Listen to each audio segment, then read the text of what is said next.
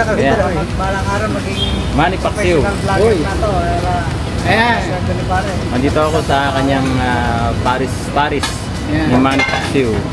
Ayan. So, matitikman natin mamaya.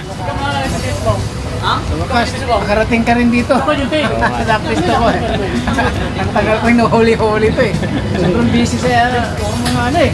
Lakad sa ibang bansa. Wala, talagang yung mga popular eh. Oo, mga popular talaga ganyan. Popular ka eh. Hindi lang mga presidente Mas yan, viral mga, ka eh. Mga simpleng popular. Oo, pero biro mo yan, mga pinipint niya, ano eh, mga sikat pa. Oo, lalo na ako. Naman. Ganun lang to. Ganun lang to mangyari. Pagka...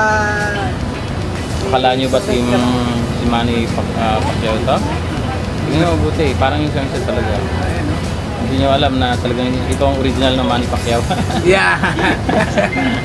Yun ang totoo doon. Kasi mas Ito ang original. matanda ako sa kanya eh. Ito ang original.